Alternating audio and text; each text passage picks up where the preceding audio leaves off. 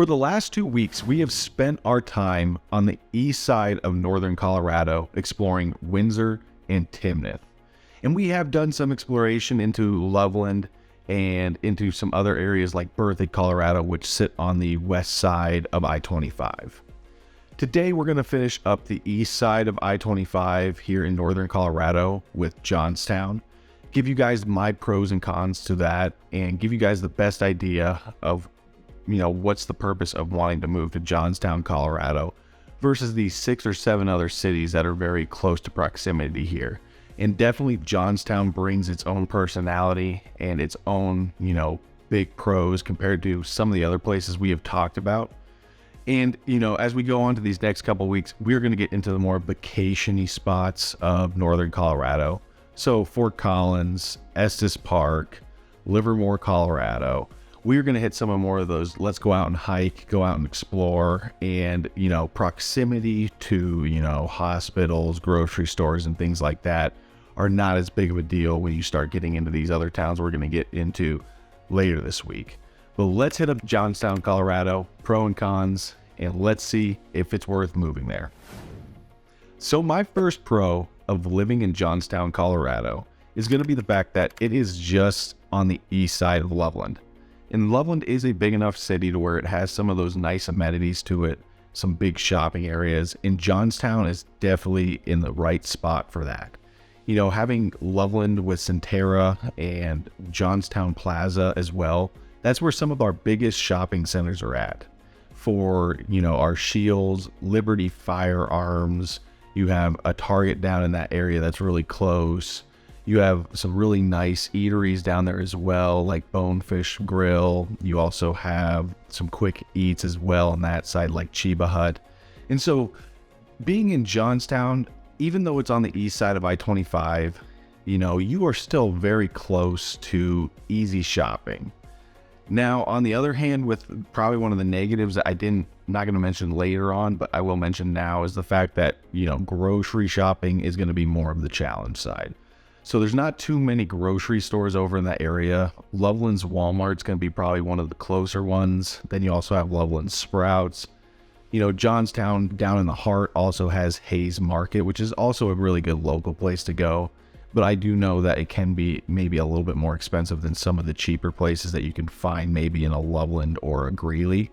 So being able to be in Johnstown, traveling wise, is just nice and easy, and that's going to be my second pro of living in Johnstown, is you're even a little bit further east and a little closer to I-25 with a little less traffic. The town is around 18,000 people, probably a little bit more now since the census was in 2021. But for getting into Johnstown, getting around Johnstown over to Greeley, over to Fort Collins is not too bad. It's about a 30-minute drive from there. Compared to trying to beat Greeley traffic or something like that, you can jump onto Highway 257 and head north, or you could head south, which is a little bit easier of a drive because there's even less people heading that direction.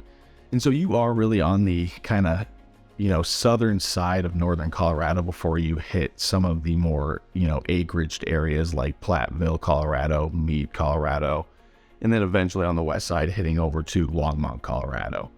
So it is a really nice spot. It is a good area to be at, for location and family wise as well. It's got some really nice neighborhoods in there that are just filled and abundant with kids on that side. And they also have some really nice quiet communities on that end too. So one of the really nice spots about being in Johnstown because of that population growth that they've had. So they had a 50% population growth from 2010 to 2019. And so a lot of the homes that are built now are a lot of newer ones that are in a little bit newer subdivisions, but they've been able to have some of the landscape developed. So a lot of the houses are nicely filled in with some really nice trees. You got some really nice walking paths, some parks in these neighborhoods. And then you even have some of these newer builds if you're looking for something a little bit newer. So you have things that are getting built on the west side of Johnstown right now that are going to be newer, 2020, 2017. As you go a little bit further east into the downtown area on the kind of farther southern side, you're going to hit some more of those homes that were built in 2005 to 2017. And so they have a really nice mix of homes, just depending on what you're looking for. My third pro of living in Johnstown, Colorado is going to be the fact that it is just kind of a nice economic spot to be at. It's really the only place that Loveland has really to grow left. We have some areas on the west side for some new homes, but that's really getting filled in pretty quick. So Johnstown's really going to be the next area of growth for the Loveland and southern side of Colorado. And so buying a home now and having a long-term plan, Johnstown, Colorado can be a really good option for someone that is looking for that long-term investment side on that part. So those are going to be my top 3 pros of living in Johnstown, Colorado. Now let's try and hit into some of those negatives and some of the reasons why some of my clients who have been buyers in the past have gone and searched there and kind of have fallen short on what they've kind of were looking for and what they were desiring when kind of looking out here in northern Colorado. So one of the biggest negatives of living in Johnstown, Colorado, and just from most of the buyers that I've brought out there, is the fact that it does feel like a little bit of a drive for pretty much anything, especially if you're looking to go out to eat for the evening or have a fun place to go, even just like going to a fast food restaurant other than like a McDonald's or a Taco John's. You know, it's going to be a lot harder to be able to find something to eat in that area unless you like just kind of the basic foods. They do have a couple really nice bar areas. They do have a couple nice little restaurants as well in there. They have Santiago's, which is a great Mexican spot. And so it is a great area to be if you like just some of the basic stuff and you're fine with commuting to go for food and some of the bigger shopping. Because one of the biggest areas of Johnstown, at least neighborhood-wise, is more on the east side of Johnstown. And so unless you're going to be on the west side on some of those newer homes, you're going to definitely be driving a little bit more, crossing north or south or getting closer to I-25 to try and get to your location. And so just to keep that in mind, that's what kind of turns off most people. Number 2 kind of follows along with the same idea, but it's going to be, having activities. They do have a YMCA there that is really nice, brand new, great place to be able to go and go to the pool. My family lives out in Platteville, Colorado, which is pretty far east. But when my nieces come in from Bozeman, Montana, I actually we tend to go down to the YMCA during the winter time to, go to the pool and just get to hang out and go work out and hang out with family there. And so it's a really nice spot to be on that end. But going out and going hiking, going out and going biking or just walking can be a little bit, if you live there long enough, might get a little boring because some of the trails around there, they have a few, but not many. And so most of the ones that you're going to probably find yourself going to is definitely going to be more towards the west, Loveland. You're going to be more towards even some places maybe over in Greeley, but a lot of people tend to want to travel towards that Fort Collins area for some of the hiking spots that they have. And they are definitely one of the more promoted areas. But Loveland, Estes Park, is not too bad of a drive from Johnstown, Colorado. Going to Fort Collins, if that's going to be your main area, Johnstown could be a little bit of a tough spot to get over there. You're definitely adding a pretty long commute versus trying to be like in Loveland, Colorado, for example. So the last one that I would say is a negative of living in Johnstown, Colorado, and it's, I'm just kind of nitpicking at this point, is even though it is a more upcoming town and it does have newer builds there, the one thing it is lacking is probably a diversity of older builds. You go to their downtown, it's not much. It's a very small little downtown, nice and quaint, a few shops here and there. And then they have a couple houses surrounding the downtown area. But most of that area is still very agricultural.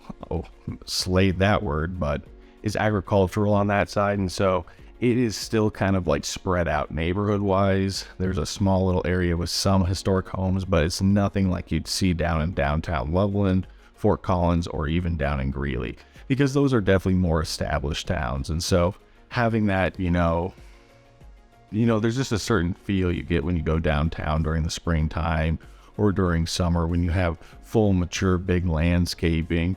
You have a bunch of buildings with shops around it. You have historic buildings that are just towering over everything else, and people have really well kept them. Johnstown has a couple of them, but nothing like anything else. And to me, that's just me nitpicking at this point. Johnstown is a really great place to be, a really good option to take a look at. The west side, I would say, is a lot easier commute-wise. once you start pushing out towards that east side, you're adding an extra 15 to 20 minute drive pretty much anywhere, unless you're staying in Johnstown. So just something to keep in mind on that side. So those are my top 3 negatives and top 3 pros of living in Johnstown, Colorado. The overall census that I'm going to give you on that side, just from my perspective of spending a lot of time out there, is that it is a drive. But that drive is definitely worth it if you're looking for a little bit bigger house, you're looking for something that could have a little more space, might have a little bit more economic improvement than maybe some areas over in Greeley or potentially over in Windsor, Colorado. It is a unique spot that can definitely fill a really cool niche here in northern Colorado for that east side, because you are a heck of a lot closer to DIA, you're a lot closer to Denver, and the drive over to Greeley or over to northern Colorado really isn't too bad. I would put it down on my list a little bit compared to, say, Fort Collins, Loveland, Windsor, Berthoud, and some of those areas. But any day, I would love to share and show that area off, because there are some really unique neighborhoods there that could really pique someone's interest. I really hope you guys like this video today. My name is Connor Martin. I work with Sukup Real Estate Services here in Fort Collins, Colorado. If you guys are ever looking to buy a house here, up here in northern Colorado, I would love to be able to be a resource for you and get you guys the information you would need. And if you guys ever want to just come out and do like a quick tour or explore this area and see if it's even a place that's worthwhile checking out for a potential move in the future, definitely hit me up. We're always happy to talk and get the information out to you the best we possibly can. I hope you have a great week. And next week, we are going to start focusing on those really fun towns like Fort Collins, Estes Park, and going up to like Red Feather or going over to Wellington, Colorado, hitting some of those more unique, small or big areas.